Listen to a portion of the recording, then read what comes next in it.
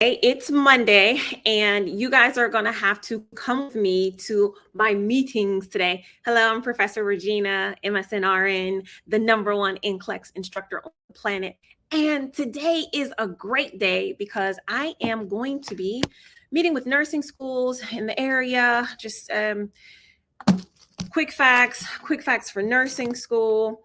Be taking, where is it? This book right here, Quick Facts for Nursing School. All in an effort to help you. And this is what I love about the partnerships with nursing schools is that we all believe that you're not just getting into nursing just to get into it. You want to get in, you want to stay in nursing school, you want to graduate, you absolutely desire to be a nurse. And so we're doing everything that we can to help you be supported because it does take a village. I know you. And so that's why, even in the midst of all of the things that I have going on today, I am coming with obstructive sleep apnea. Let's get into it. All right.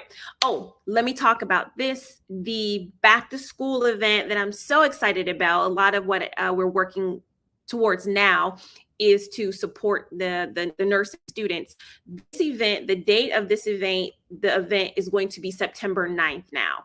I want to make sure that everything that I wanted to have prepared for you is ready to go because I know when you see it, you're going to love it. So I'm moving this date to September 9th. So won't you join me? Set your alarms for that date. I'm going to release the workbook for that next week on the 26th. So that is how we're going to navigate the back to school event. But I am really going to give you things that you're currently not doing that you need to do in nursing school in order to be successful. So we're going to be exploring some new learning techniques. All right. Also, V2, if you are not in the NCLEX review course, and I'm just talking about studying from the book, a lot of my nursing students are just purchasing quick facts. That's not V2. You're missing out if you're not watching those lectures. All right. Because that is the full program. Not even this. And for those of you who are students, not even this is the meat and potatoes of preparing for NCLEX. This is like the appetizer. Okay. I want you to be fully prepared. Well, I decided to discuss obstructive sleep apnea this week because there needs to be one major point that you take away from this video is that when patients have obstructive sleep apnea, typically they don't know that they have it and they don't believe that they have it. Okay. Who typically reports on a patient's obstructive sleep apnea? Who typically is the one that says this person is not doing well? It's usually that person's spouse or life partner or whoever is sleeping or watching this person sleep and watching them lose moments of ventilation is the one that reports it. So these patients can be quite reluctant to seek treatment because they don't know that they even have this condition. So that's a point for NCLEX. I have here on the slides, obstructive sleep apnea is a sleep disease characterized by stoppage or severe decrease in airflow while breathing. And so there are some classifications of the sleep apnea from mild to severe. We have clinical manifestations. The biggest one to note is daytime sleepiness. This person typically also is a snorer. Someone that snores and sometimes they choke and they gasp during sleep. They wake themselves up. All right. Or this, very, very common, no matter how much you sleep, if you have sleep apnea, you're going to wake up tired. And then also you're going to report a headache. And that is because your brain is losing oxygen during the night over several periods. So be mindful of that characteristic. Well, why does this matter? Why does obstructive sleep apnea matter? Well, number one, because it puts the patient at risk for accidents. All right. A lot of accidents because that daytime sleepiness is very pervasive. So they cannot control it. That's how bad it is.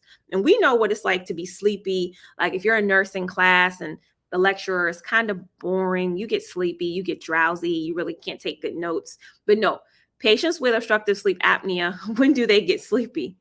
They get sleepy when they are at work, okay? When they are, my grandmother had it, when they are driving, okay? They will go to sleep. They will, lose that ability to be able to control their actions, right?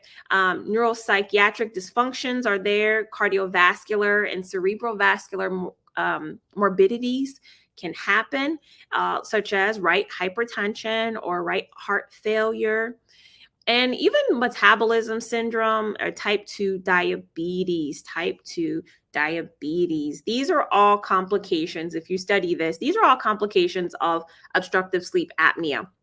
So for your NCLEX, what are we remembering? We're remembering patients don't know they have it. It can make life worse for the patients. And then also it can develop other diseases. It's a sleep disease, but it can develop other diseases in your patient. How do we diagnose obstructive sleep apnea?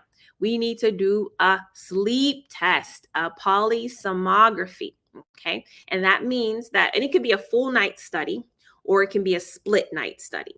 And full night study is just what it sounds like.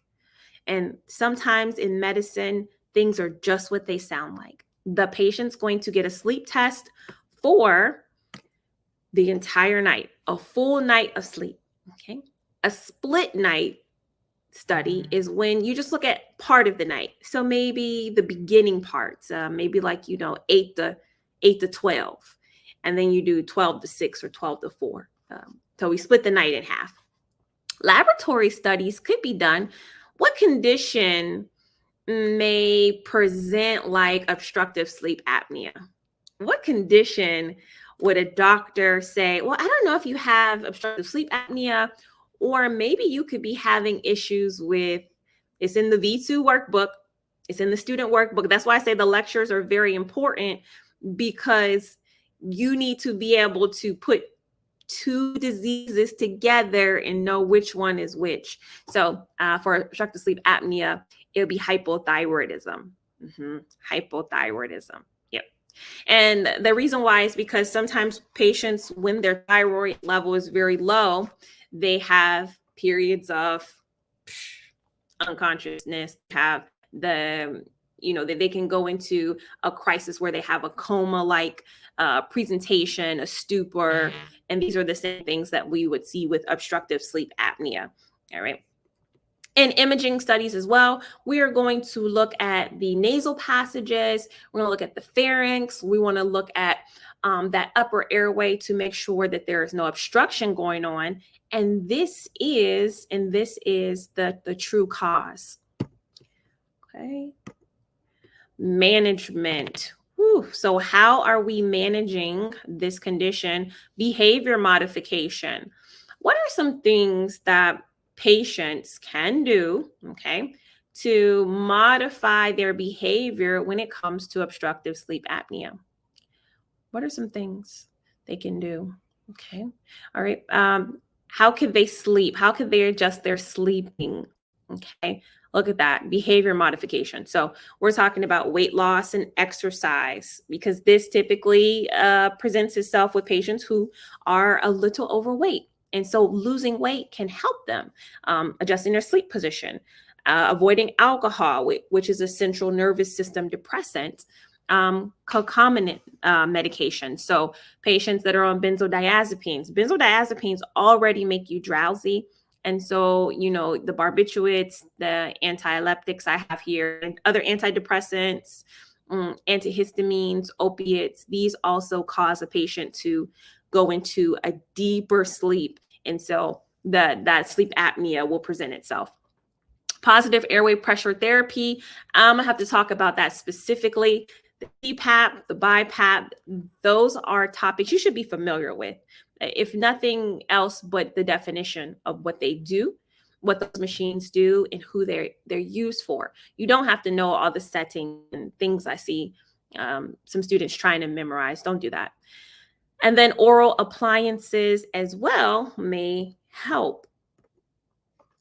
Hey guys, we are in the midst of making sure that during back to school time, and then in the months of August, September, October, before we get into the holiday season, everybody who can test for NCLEX, please test for NCLEX. I want you to do the V2 program. You can do it in 30 days.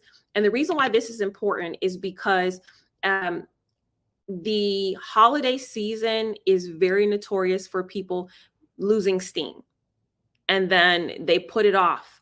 And when you put off this exam, you typically tend to lose knowledge that you have been acquiring a little bit over time.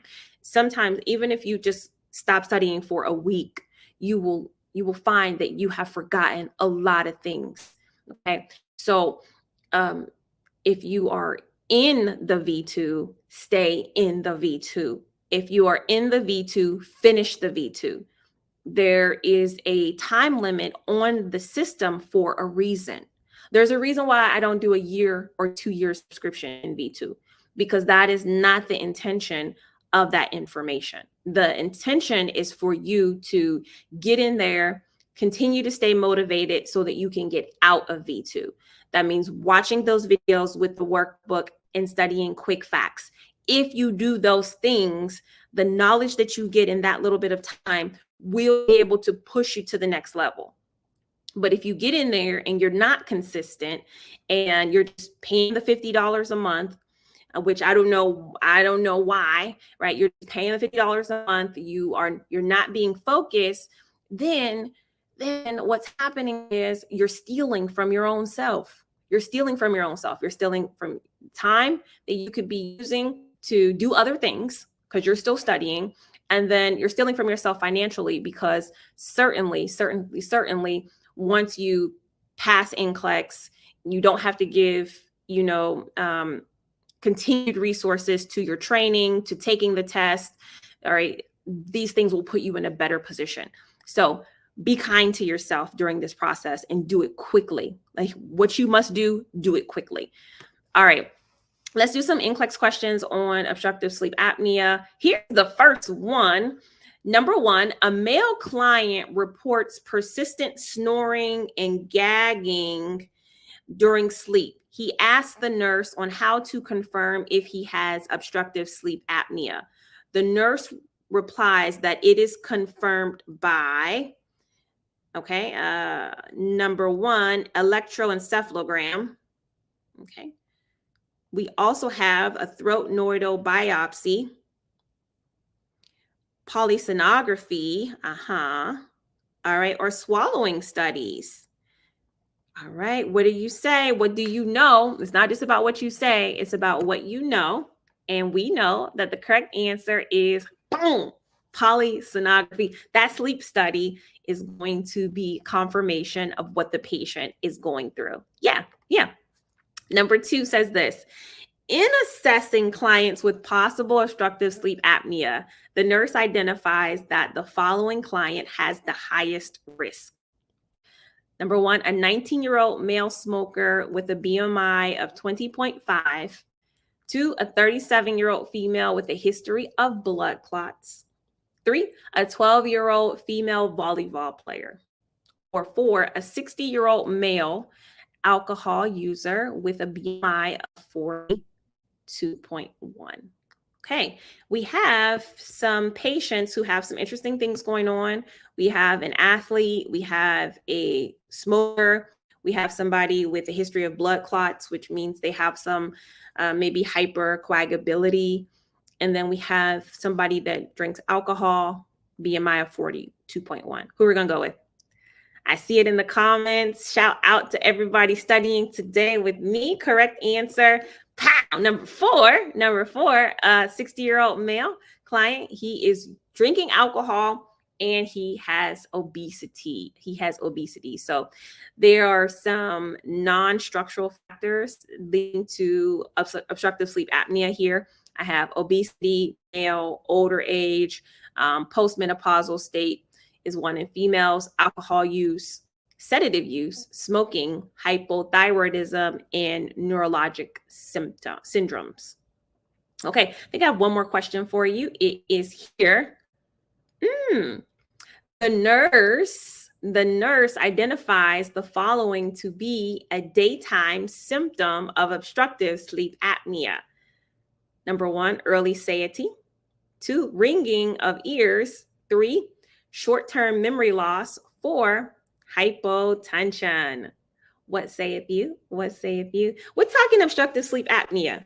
We're talking obstructive sleep apnea.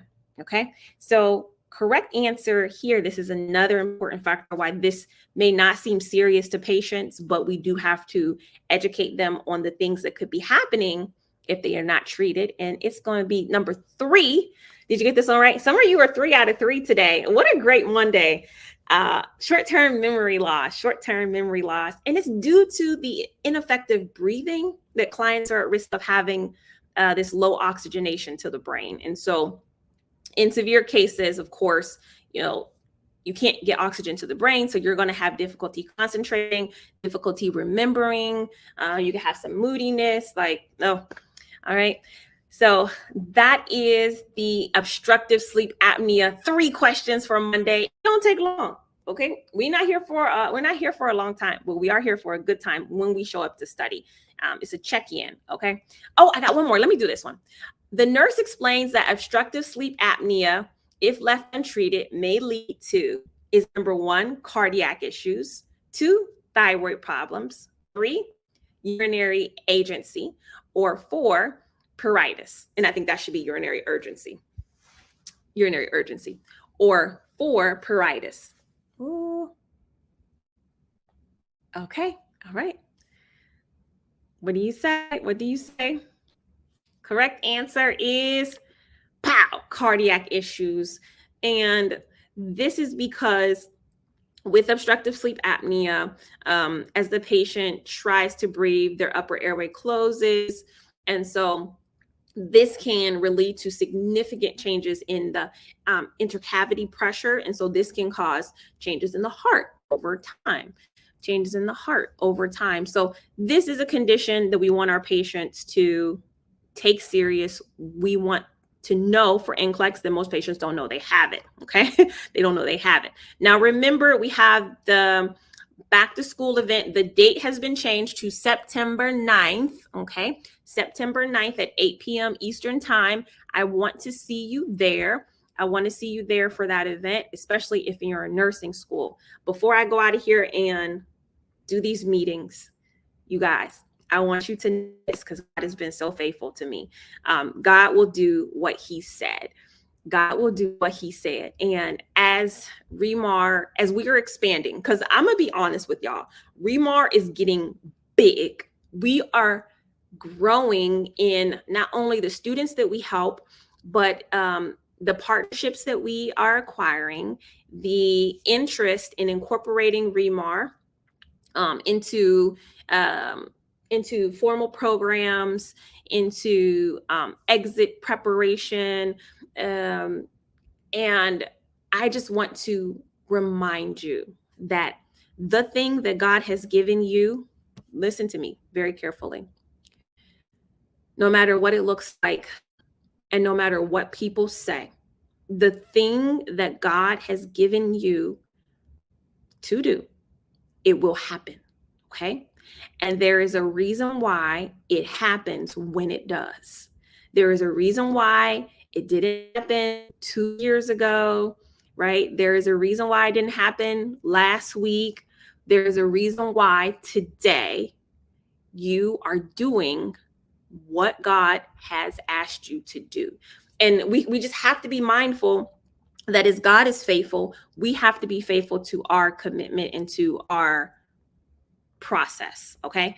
And our process is what? It's just obedience. That's all God is requiring of us. He's requiring us to be obedient. So let us not be weary in our well-doing, and let us know that God is the deliverer. I'm here to tell you there are things that are happening for Remar that no man could have done. And that's just a favor. And so I thank you guys for your prayers. I thank you for being a part of this community, because everywhere that I go, I represent you. I'm bringing you in the room because I be talking about y'all. And nursing schools, they know that what you bring to the table in terms of, you know, your life experience and your backgrounds and everybody that makes up the Remar Nurse community is so special and so important that they want to do what they can to help you get out of nursing school, pass your board. So wish your girl the very best and blessings as I leave. Thank you so much for showing up to class, even though you're very busy. This means the world to me, and I enjoy studying with you. So as always, y'all, we're doing it together, and I can't wait to see you again on Wednesday, Lord willing, 9 p.m. Eastern time. You can, you will, and you must